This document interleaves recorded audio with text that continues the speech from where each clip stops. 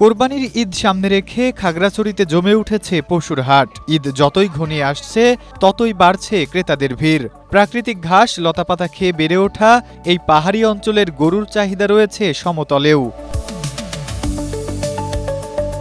শহরের একমাত্র পশুর হাটে জেলার বিভিন্ন উপজেলার গবাদি পশু নিয়ে আসেন খামারি ও বিক্রেতারা।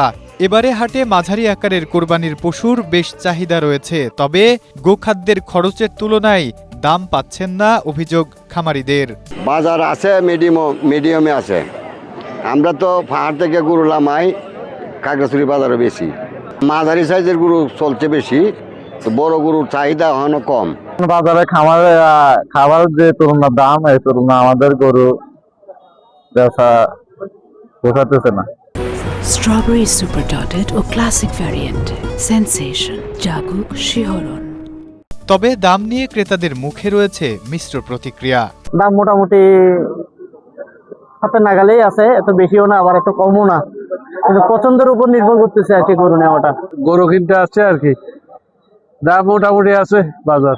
কোরবানির পশুর হাটগুলোতে নির্বিঘ্নে সব ধরনের ব্যবস্থা নিয়েছে ইজারাদাররা, তবে মাঠে থেকে কাজ করছে স্থানীয় প্রশাসন। আমরা এখানে মূলত আনছি, এখানে যেহেতু অবৈধ জাল টাকা এবং মলম পাটি খপ্পরে সাধারণ জনগণ না পড়ে, এই জন্য আর কি আমাদের ডিউটি করা। আমরা ইনশাল্লাহ করতে আছি, পরিস্থিতি স্বাভাবিক আছে এবং ভবিষ্যতে করবো ইনশাল্লাহ। খাগড়াছড়ির পাহাড়ি গবাদি পশুর সমতলে ভালো চাহিদাও রয়েছে। পাহাড়ের খামারিরা গরুগুলোকে মোটাতাজাকরণে কোনো প্রকার ঔষধ ব্যবহার করেন না বলে জানিয়েছেন জেলা প্রাণী সম্পদ কর্মকর্তা। আমাদের এই খাগড়াছড়ি জেলার যেই গবাদি পশুগুলো আছে সেগুলি চাহিদা প্লেন ল্যান্ডে এগুলো ব্যাপক চাহিদা আছে। ইতিমধ্যে আপনার পার্শ্ববর্তী জেলা এবং উপজেলা থেকে যারা গরু ক্রেতা এবং বিক্রেতা ব্যাপারী যারা আছে তারা এখান থেকে গরু কিনে নিয়ে যাচ্ছেন। আমরা আশা করতেছি খামারিরা ন্যায্য দাম পাবে। জানা যায় জেলায় 2587টি খামারে 18,168টি গবাদি পশু কোরবানির জন্য প্রস্তুত করা হয়েছে। তার মধ্যে খাগড়াছড়িতে চাহিদা রয়েছে 13,110টি আর উদ্বৃত্ত থাকছে 5,058টি।